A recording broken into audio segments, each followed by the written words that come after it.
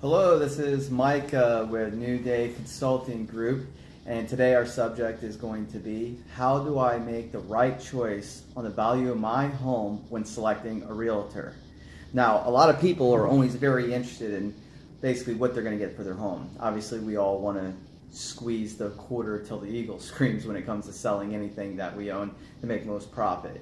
Obviously, you're going to be interviewing agents, and agents are going to come with you with comps, which is obviously comps analysis. Now, I've made other videos before to help you guys as far as trying to find the best agent you can as far as the company's experience, but I don't want to get too much into that, but we will touch on it again a little bit. Let's go ahead and get down to it real quick. You're going to go ahead and you're going to select from the bigger companies. Keller Williams, Remax, Century 21, Berkshire, whatever ones you're seeing in your area that are like in your top 4, top 5. You can even Google it and it'll give you information on the biggest known companies. And I usually say you're going to want to look between 5 and 10 years experience, and you're going to want proof, basically proof of the MLS of where they've sold homes, how many homes. Do not take anybody's word for it. I'm just forewarning you right now, you're going to want proof of that. Okay, so what you're going to do is you're going to get these realtors in, they're going to come in, and they're going to show you comp analysis, and they're all going to, a lot of them are going to try to buy the listing. They're going to bullshit you, some of them, not all, but you're going to have some that what we call try to buy the listing. For instance, let's say the house is worth $250, and it's showing plainly in that market, that house is worth $250 from all the other comparables. It's just like a Kelley Blue Book when you go to look up the price of Toyota Corollas, and it shows what other Toyota Corollas are going that have the same mileage and same features. Same thing with homes with same model homes, same square footage, and roughly the same neighborhood or subdivision, if you will. So what you're going to want to do is when you get these realtors in there, you're going to be aware now that some of them are going to try to buy the listing. So you're going to want to say basically to some of them that, hey, if there was an emergency and I had to sell my home, what is the exact market value? Not what you think you can get for it, but what would the market value be? And they'll go ahead and say, if I had to sell it like within a week, the market value, a week to a month, what would the market value be?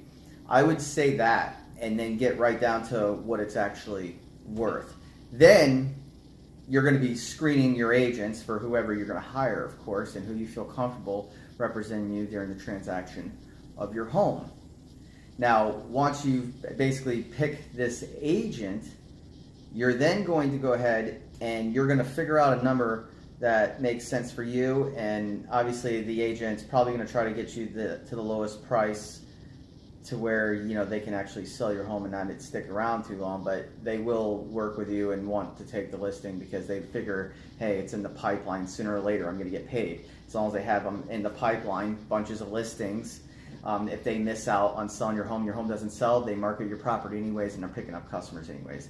That's just a crappy part of this business, unfortunately, that they will use your home to get themselves other deals. So they're like, hey, I'm marketing myself with your house anyways. I'm basically still going to get my 3% if I sell another home in the neighborhood or if I pick up a buyer from an open house. But let's stick to the plan. I'm keeping these videos short. We're not even going to probably take 5 minutes for this. Get down to brass tacks of what he says you could sell your home for straight up, whether it's a week to a month. So if that price is $250,000, what I would do, and this will be great advice for you guys, go 10% above that. Go 10% above. See what happens in a week to 10 days, maybe even 2 weeks, and see how much traffic you're getting. Now, there's a rule of thumb. If you're getting 10 showings and not one offer, the price is too high. That's usually the case. So 10 showings, no offers, price may be a little too high, but that's why you're going to go 10% above. And then what you'll do, whether if you want to wait a week to that 10 days to 14 days, you're then going to tweak it down to maybe another 2-3%. I'd say maybe go 3%. If it's looking rough and you're hardly getting showings, you're going to definitely want to bring that price down.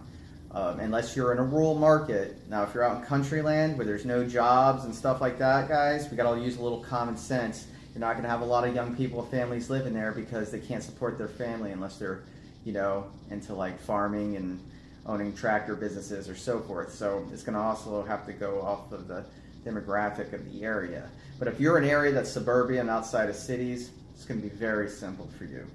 So go ahead then, and I would just bring the price down little by little. And you shouldn't have to do that but one time. Really, legitimately, you shouldn't be. The realtor's going to help you out on this part because they want to sell your house, because they don't get paid if they don't. And they're already probably going to disagree wanting to go 10% above market value.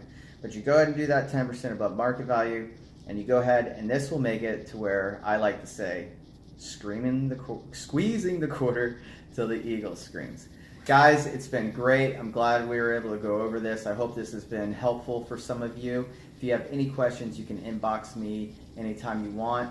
If there's anything, other videos you want me to shoot, just go ahead and shoot me an inbox. And just so you guys do know, this is a consulting group, and if you ever do want to sell your home and basically keep the realtors out of it, yet get realtors in the house to help sell your home, my fee is $495. And no, you don't pay 3%, 2%, any of that craziness for them to bring their clients into your home. It's going to be very cheap, and it's going to be a lot easier than what you think it is.